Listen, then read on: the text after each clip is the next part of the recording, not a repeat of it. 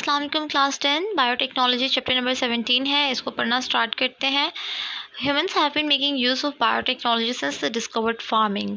Humans जो हैं biotechnology को तब से यूज़ कर रहे हैं जब से फार्मिंग डिस्कवर हुई है।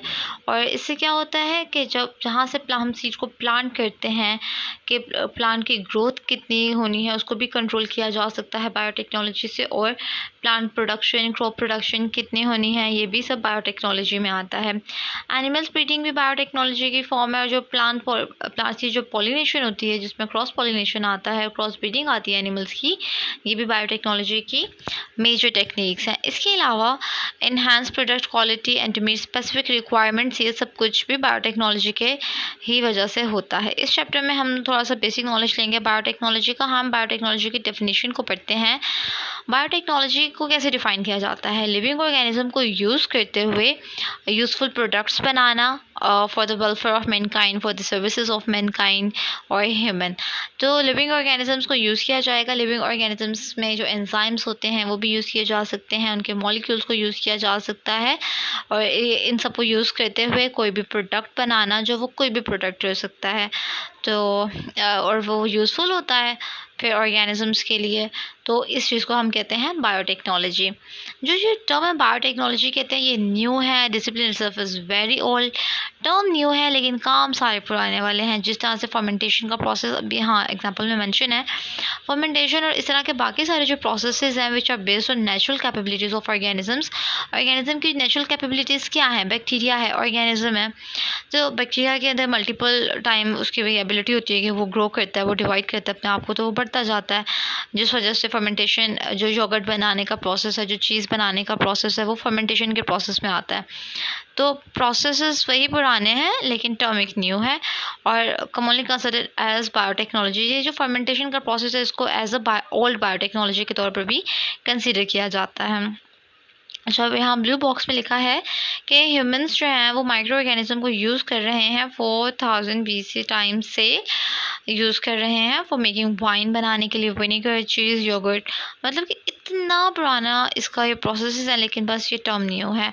कुछ प्रोसेसेस ऐसे हैं जो कि हर घर के हिस्से में काम पाए जाते हैं, हर घर में ये काम होते हैं, that we may even hesitate to refer them as. हाँ, काम तो हम लोग करते हैं लेकिन हम लोग उस चीज़ को बायोटेक्नोलॉजी कहने में हेजिटेट फील करते हैं कि व्हाट इज़ दैट, ये थोड़ा सा ऑकवर्ड लगेगा, बट है तो योगर्ट अगर घर में बना रहे हैं, जो मोस्टली रमज़ान में सब बनाते हैं शहरी के लिए दही, तो वो जो है,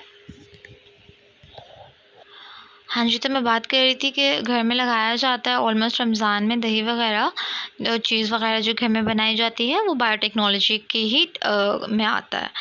genetic engineering that is artificial synthesis. Genetic engineering क्या है? Genetic mean genes engineering. अब जीन को कहीं से कट करना है, पेस्ट करना है, कैसे होगा? आर्टिफिशियल सिंथेसिस होती है, लैब्स वगैरह में ये काम होते हैं। मॉडिफिकेशन, चेंजेस आती हैं, रिमूव किया जाता है, कुछ ऐड किया जाएगा, और जो जेनेटिक मटेरियल है DNA, डीऑक्सीराइबोन्यूक्लिक एसिड, इसको रिपेयर भी किया जा सकता है।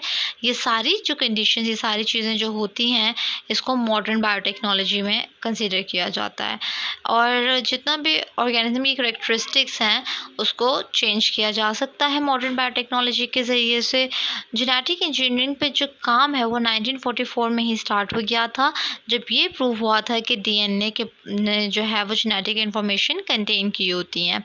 साइंटिस्ट ने आइसोलेट किया था DNA सिंथेसिस के एंजाइम को, और फिर एक DNA प्रिपेयर किया था सेल के बाहर, मतलब कि लैब्स में जो साइंटिस्ट ने अपना एक DNA प्रिपेयर किया था।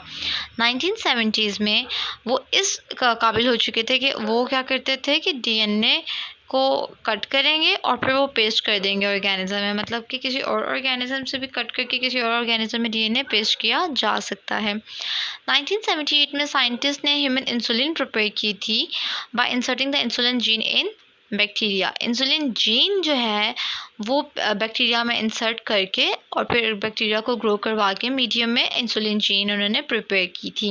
ह्यूमन ग्रोथ हार्मोन जो है वो भी बैक्टीरिया के अंदर बनता है, और 1990 में ह्यूमन जीनोम प्रोजेक्ट लॉन्च हुआ था, जिसने to map all the genes in human cell के अंदर सारे जीन्स को मैप किया था। जीनोम जो टर्म है इसका मतलब ये होता है सेट ऑफ जीन्स या कंप्लीट सेट ऑफ जीन्स।